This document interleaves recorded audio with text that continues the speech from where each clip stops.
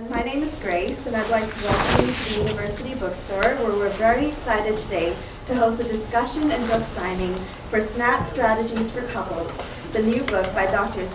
Schwartz and Lana Staheli. Dr. Schwartz is a professor of sociology at the University of Washington, and Dr. Staheli is a relationship and life strategy consultant with over 40 years of experience.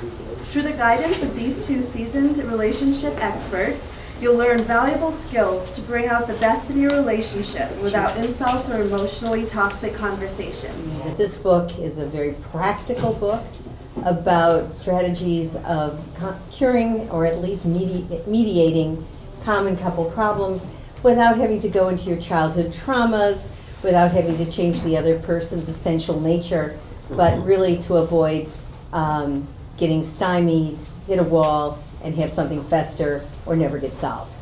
Because most therapists will tell you it's the ones that never get solved that start to eat away at a relationship. So we're all about solutions and really practical, quick strategies. And there's 40 of them. Now, how did I come to write this book with Lana, or vice versa? Basically, we're good friends, and she was my go-to coach for everybody I knew who had a problem. And they seemed to come out quickly better. So, of course, we talked a lot about our various perspectives on relationships. I study them and have spent a lot of time doing research and workshops, etc. And Lana's been doing coaching for a very, very long time. And I just thought, this approach needs to be codified. I don't know anything really like it in the literature or in the self-help books, and not everybody can go see you. So we put together the best of what we mutually could agree on, which was quite a bit. And so we're going to give you some examples of what is in the book and talk maybe 20 minutes and then open it up for discussion. And perhaps there's other things you would like to ask about that we address or that bring up other parts of the snaps. But we didn't want to keep you here for 40 of them. So you go first. I have my own. So the first one I'm going to talk about is the first chapter of the book because we thought it was the most important. And that is redundant conversations. And the snap is, if there's no new news, why are we talking about this again? Because now I think everyone in this room has probably had the same conversation twice, 3 times, 5 times, 50 times, and all it does is create a wall between you. And it's like Pepper says, we're not going to change each other's nature or our basic makeup. There's a lot of who we are is who we are. And we can certainly learn new skills, and we can certainly learn to do things different, but we're never going to agree on everything. And so going over the same conversation repeatedly, where you know what he's going to say, she knows what you're going to say, our advice is stop it. Just don't do it anymore. Don't start. Because if there's nothing new to add, all you're doing is entrenching the other person in their position. I mean, there is no positive persuasion here. It's just entrenchment. So I know what you think, and now I'm going to collect more data to support what I think. So we're just going to keep going, proving I'm right. So, our answer to that is stop it. Just don't do it. If you have something new to add, you need to start with, I have something you don't know that I would like to tell you on this subject. Other than that, if your partner does it, just say, I think we've had this conversation before. I really don't want to have it again. So our second snap, is actually one of my favorites also, which is scripting, because there are difficult conversations that you can have and you can have again, and they're so important that you never get through them, and there's never a resolution on things that really have to be solved. So one of the things I suggest is write it out. If you are having, I think the example we used is an economic problem where the credit cards are out of control. There needs to be a solution. Each person has their own argument. But in the end, you need to write it out, and you need to write it out in about 20 words that you start with, because you start with the most important thing first, and you write it out. What do you want? You start with that. Most of us start building the case. And you start building the case, and after about 2 minutes, your partner quits listening. So you want to write it out, and you want to write it out clear. Here's what I want. The whys don't really matter. I mean, we want to paint the whole mural of the why we're doing things, but nobody really cares. So you want to, right? So you want to write it out as to what you want to have happen, and then just keep going back to that, so your partner really understands what it is you want them to do, and they can say yes or no. But at least it gets solved. And the last one of my 3 is actually probably my first one, the one I like the best, on the fun side, which is celebrate every occasion until the next one comes along. That it's really important to keep having fun with your partner. And it's probably the absence of fun, the absence of having a good time together is such a deal breaker, because the relationship just goes stale. So I think it's important, really on a daily basis, to find something to celebrate, to have something on your calendar that you're looking forward to, and to have fun and entertainment and excitement together really at the top of your list, because it just puts the energy back into the relationship. So that's my 3. Okay, so I'll give 3. And the first one I really like because I've really applied it to my own life, and I think it's really one of the ones I use the most. And it's about criticism.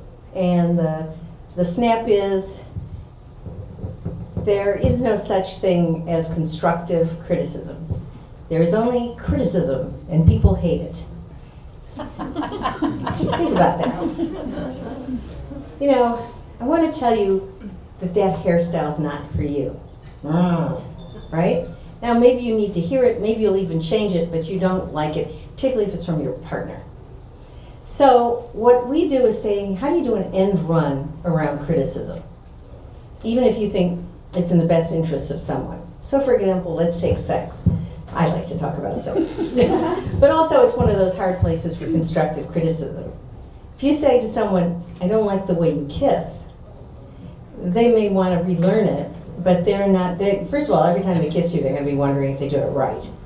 And secondly, they're insulted. And how has it been, and for 20 years you didn't like the way I kiss? So better would you say, here's an example, you say like, let's experiment with kissing. It'd be fun to see what we could learn here. Let's try light kissing and heavy kissing and short kissing and long kissing. Oh, I like that. That is really cool. Let's do more of that. In other words, talk about a really positive thing to change what you want changed, as opposed to critiquing somebody. And this is particularly dangerous in a long-term relationship because people find themselves doing a lot of criticism. There's a lot to criticize, but nonetheless, the best way is to figure out an end run around it. So that's the first one, and it's not an easy one to do. Some of these are simple but not easy. So my second one is never forget to touch. It's been really proven that we humans need physical touch. I mean, we're mammals. If you watch cats and dogs, they have a big room, but they put their little bodies next to each other. Well, we're not much different. We need to have physical contact. What we forget is that physical contact actually has profound changes in how we act towards each other. There's a great experiment that we talk about in this particular snap, where it was from the University of North Carolina. And they took 2 random groups of couples, bunch of couples, they just slid them down the middle, and they said, okay, this group of couples goes into this room, this one goes into this room. What you're going to do, and they put heart monitors on them and blood pressure monitors on them and took cortisol levels. Cortisol measures stress. Higher your cortisol level, higher your stress. Then they had them all watch a nature film that was like, really boring, everybody quieted down. And then after that they said, now what I'd like you to do is face each other and deal with some problem that's really been bedeviling you, difficult problem. And the only difference in the couples is one couple just faced each other and the other held hands. And as you can tell from why I'm bringing it up, not only did their cortisol levels lower, the stress lowers just from touching each other, but they were more likely to reach a conclusion of mutual consent, and they figured, and they did it sooner. There's something about touch which creates a bond and a trust exchange. If we're holding hands, we have to be kind to one another. If we're holding hands, we're a team, as opposed to opponents. It's a very simple thing, but I think it's extremely useful. And the last one, which I really think is, well, I think they're all important, but I like these 3 in particular, and that is, I'm going to sort of fuse 2 together. One is use good manners, and the second is give compliments. They're actually two different ones, but they relate to each other. What happens in marriages and long-term relationships, and often dating relationships of any depth, is that people start being sloppy in ways they couldn't get away with in an office or with a friend. If you said shut up to a friend or a colleague, that could really start a very big rift.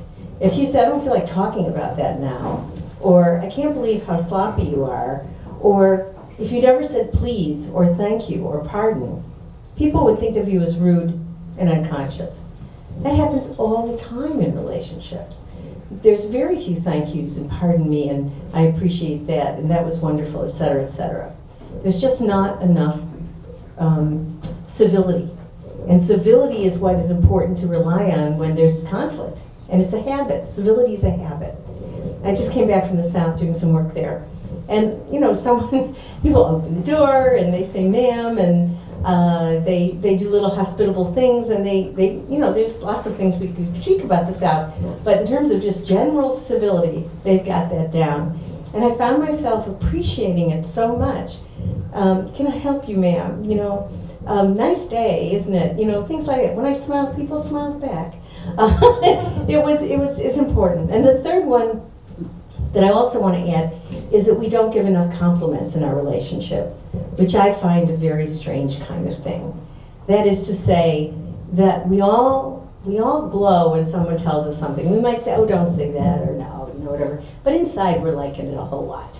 We want to be told nice things about ourselves, and that seems to wither and die off in long-term relationships as well. There was a very interesting thing I found in a different book that I did, The Normal Bar, and that was when we found out the ratio of compliments. Men are much more likely to give compliments in a relationship than women are. Women expect them and like them, but only about 25% of these women did them regularly, whereas men did. Men were more likely to tell they love their wife every single day than women were. In fact, of the happy couples, in this study we looked at the extremely happy couples next to everyone else. In the extremely happy couples, 80% of those men tell their wives they love them every day. And something under 50% of the women did anything like that. Big gender differences. So I would say maybe that's just a pattern of male gallantry and female acceptance. Aren't I glorious? You know, nonetheless, the guys need it. They're a little bit romance-starved, actually. So those are three things I think that, for me, could improve relationships way out of proportion to what it takes to do them. So, what we'd like you to ask us is what you think of the things we put out there, and we can talk further at the ones that are in the book if you're curious. Or if you have other questions. Yeah. Any questions. Any questions. And if we don't know the answer, we'll make it up. Or you can ask questions that a friend might have. What's the origin of the concept SNAP? Quick and easy. Yeah, like that, except I can't do it.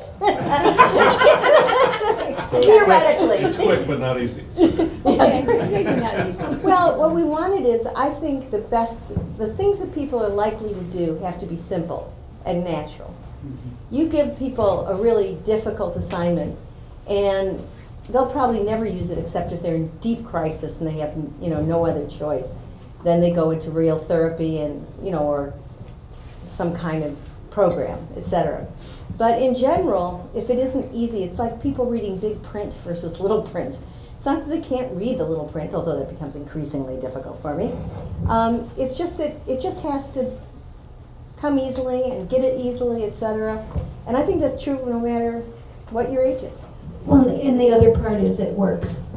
It has to be something you can do it, and you can learn to do it. It's effective, and you get good results. And you know that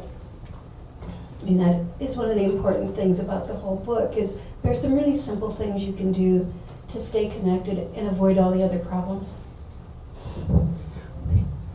So in the case of where you've had the conversation over and over, and using the example you did with the credit cards, then if you have this conversation with your partner and then they say, no, I can't do that, and then you just are supposed to stop and not have the conversation anymore?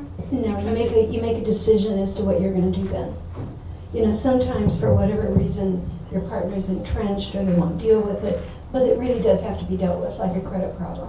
So, okay, then go to the credit counseling people yourself, get more information, and change the dynamic.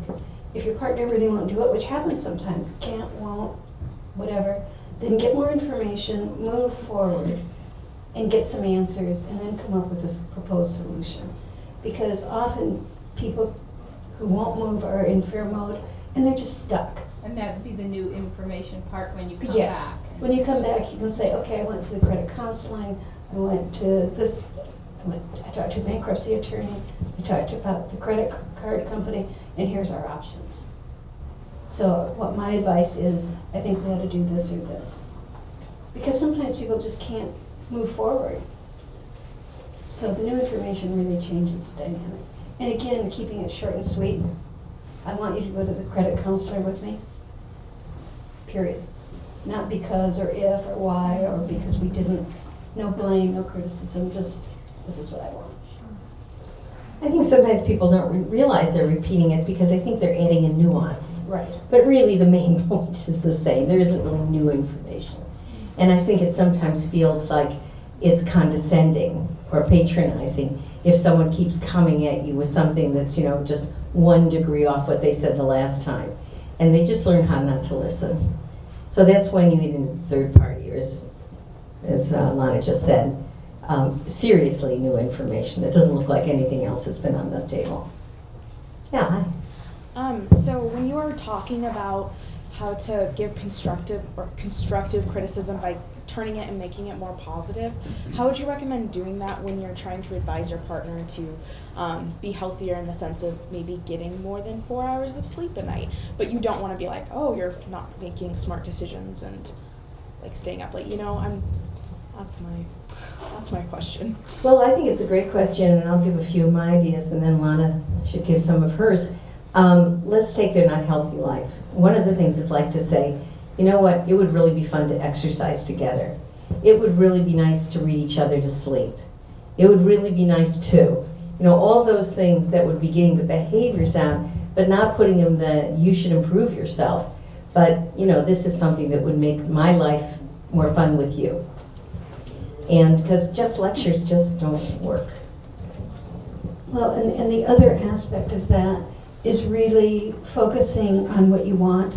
Because I think we even say in the book, nobody wants advice unless they say, I want your advice on this. And you probably will hear them 10 times in your life that somebody says that, unless they're paying you. So, and if somebody has an unhealthy lifestyle, they know it. So invite them to do something fun. Invite them to, let's take dancing lessons, right? Get some exercise. And sleep is a serious problem. That is a serious health problem. So you can approach it from that point of view. But I'm worried because I just read, that if you don't sleep more than 6 hours, you're going to die soon. Or whatever. You can give some new news, but you can't say, I want to help you with this. It's condescending and insulting. I think you can say, would you like my opinion on this? And if they say no, which sometimes they will. Or they may feel pressed to say yes when really the answer is no. But you can use you can tell. If somebody's saying, oh yeah, sure. But let me get a beer first. Then they probably really don't want it. It's hard. It's hard because when you see something tough happening in front of you, you want to directly address it. But I sometimes think, and it's not like the other person's stupid, they may know that you're doing this exercise class, or reading before you go to bed together or something like that because you want them to be healthier. But it's still fun and it's still part of your life together and it's being gentle and they appreciate the less direct approach with a positive outcome. Sometimes we all need that kind of support. Well, and also I think, at least for me, my husband would probably agree with this, I used to think I was being helpful in telling him how I would do it. I thought, obviously, this is a smarter way than the way he's going about it. That didn't go well. So I can tell you that giving an opinion about how you would do it is not helpful, it's not appreciated, and it's considered criticism, no matter how well-intended it was. I'll tell you a couple of the ones that I think are more provocative. I don't see, was there another question? Did I miss a question? Or she's gonna go to sex next. No, that's right. I can do that. She does that. But this one actually has a tangential relationship to it. And that is neither one of us are big believers in total honesty. We really feel that that there's things that once said can never be taken back. And so that while a lot of people think, particularly in America, that relationships have to be 100% honest, I think some things that are said are so hurtful that they simply damage the trust of that person's love for you. Now, obviously, the classic thing that people could be debate is, what about an affair? Well, I don't want to know, unless I have to. And I would say that because there's this story about my mom that informed me. My mom was married to my dad 60 years, what I think was a relatively good relationship.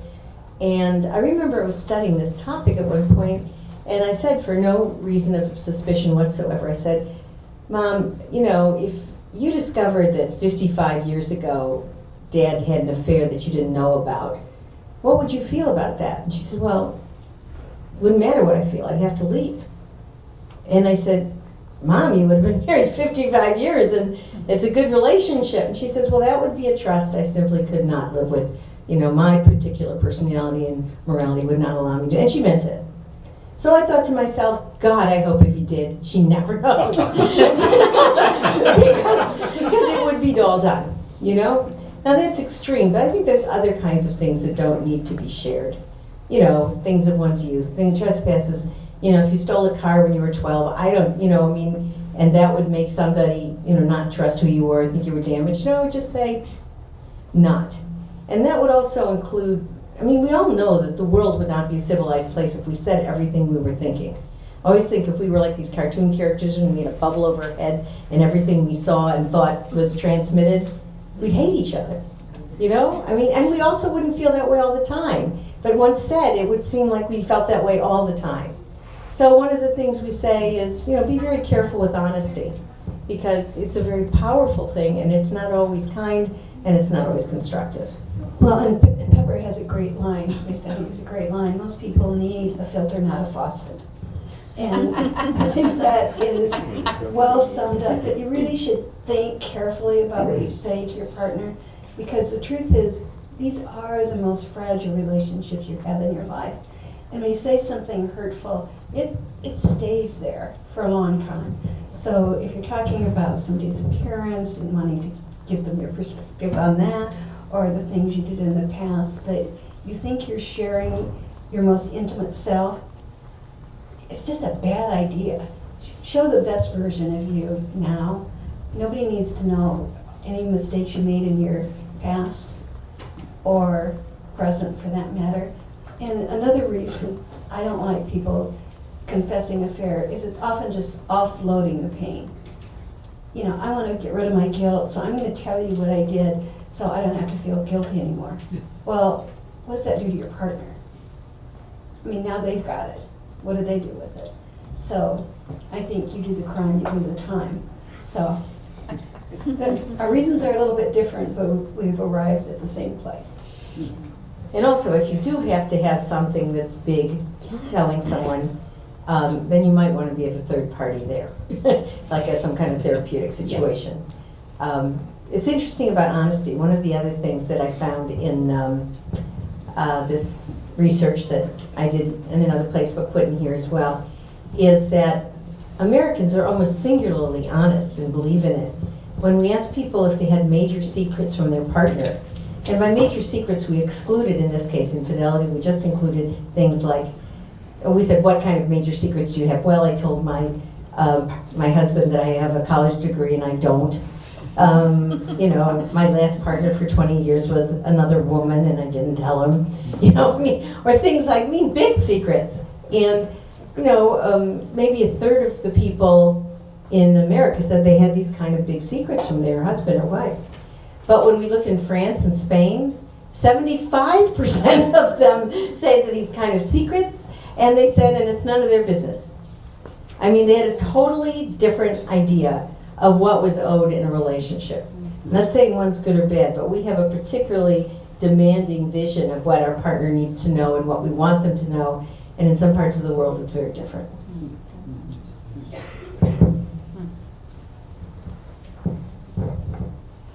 So why is that, do you think? That's a good question. I don't know, these are Catholic countries, maybe they can tell it to the priest and they don't have to tell it at home, they get rid of it someplace else, I thought about that because it's Spain, France, and Italy. What do they all have in common, I think they just have a different vision too. I mean, for example, they're more likely to protect home and family and then have some private lives. We are less likely to stay together if there's a big problem, and we have more public expiation. So there may be a line there too.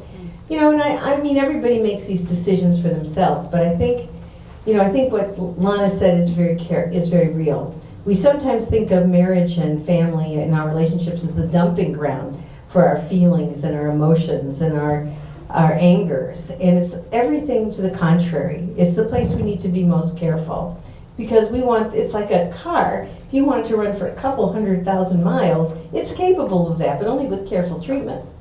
And if you want this marriage to go some 60 years, it's going to take a lot of care and feeding and delicacy and honoring, what might be too tough to handle. So, it's just a vision of your vision, what you want from it and what you're willing to do for it. We think, in many ways, our pitch is to think of an end run instead of a collision, if you can possibly do that.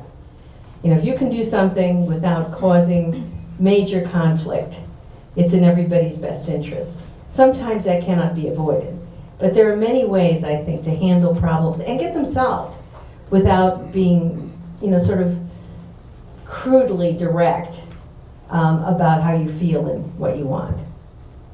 Well, and I think both of us believe that it's important to be thoughtful and intentional about your relationships and not feel that you can be yourself, meaning you can say or do anything because you feel like saying or doing something.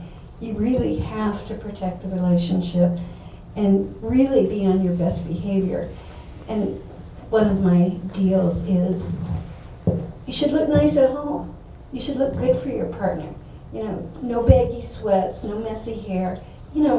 Make your partner think that it's important how you see each other, because it's an issue of respect.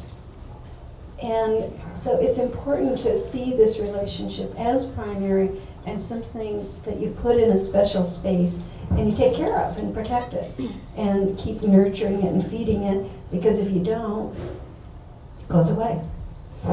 And I'll give you one other one that I really like. If you have a question, I'll answer that first. No, go ahead. You want this one? Okay, but keep your question in mind. One of them is on surprises and novelty. Don't do the same thing over and over, even if you love it. Now, I know a lot of people have their favorite restaurants and their favorite resort and their favorite sport and all of that. But nonetheless, what's exciting about a relationship is when you do something new together, and that makes you feel like you still have a date. You're still wooing each other. There was another interesting experiment. They took some troubled couples and they put them into 3 categories. One category, and they all were troubled. They all had issues to work out. And so they gave one couple therapy. They could pick their own therapist and work on their stuff. Classic therapy. Second, obviously not Lana, but classic therapy. Secondly, they took them and they said, what is it you love to do? What are your favorite things? Go do them. And this is all for like about 3 months. And then the third thing's, okay, you have to find fun things to do that you've never done. And you have to do X amount of them. And again, you can tell because I'm giving you for this example that the fact is that the couples who did novel things together were more in love and solved more of their problem than the couples in either the therapy or doing what they usually did and love to do conditions. There's something about surprising each other and trying something new and building something at different times of your life that reminds you that, how much fun and how interesting and what a team you can be in ways that doing the same old things just doesn't do. So if everything's going well, I used to have, it was really interesting, I used to write a column for Glamour magazine. And they used to rate it, your column, every month. I did this for about 8 years with a good friend of mine. And we were always second in the entire magazine next to fashion do's and don'ts. They were the winner. So I'm not complimenting myself too much to tell you we were number 2. But we were doing well, you know, there was a zillion things in the magazine. And then every so often, even though we were doing well, the editor-in-chief would say, we're going to redo the pages. And I would go, this doing well, why do you want to redo the pages? Because of course that meant more work, you know. And she said, well, we're going to get it before it doesn't do well. And we're going to keep this fresh. And I always stood to me as a general lesson, you know, don't drive it into the ground, you know, just because it's been running well. I don't know why I'm doing so many car metaphor tonight, but nonetheless, I mean, that's the idea, that you don't let it get stale when it isn't stale. You don't wait for that. And novelty, I think, is our friend. I think we like shiny new objects, we like surprises, we like, not surprise parties, but, you know, we like to feel we're capable of growth and invention. And so I think it's an easy enough thing to put in a marriage or a long-term relationship to make it feel alive. Well, and if it doesn't stay new and fresh, then the energy tapers off. It's just, there's a lot of research now on the neuroscience and the change in the brain. That when people the brain likes surprises. So when you have these new experiences together, I mean, your brains are sort of in sync right then. You're sharing this moment, and it gives you that connection. And if you don't keep that connection fresh, it goes away. The brain prunes, use it or lose it. So if you don't keep learning new things and having new experiences, I mean, everything goes downhill quickly. So in this book we have, we should wind up a little bit, because I know they kick us out of here at 8, and I'd like to give you time to buy the book. Just saying, you know, that would be nice. But the book has, the structure of the book is that we have 2 different studies of couples for each chapter, amalgamation of people, because we don't want anybody to be a specific couple that can be identified. But each one has what we call a ripple and a blast. The problem when it's a small problem with an easier answer, and when it's really threatening the couple's existence, and what do you do under both conditions. Some of these things do ultimately have to get more intervention, but a lot of them don't. If you sort of use some of these things before they get to a point where there's no goodwill left. I think you can always do something when there's enough goodwill and ability to want to listen and to want to help each other. If the goodwill is threadbare, then you probably need intervention, but we're hoping this book makes that less necessary. Any thoughts? Any other questions? Then maybe we'll get to sign some books. Sure, we could do that.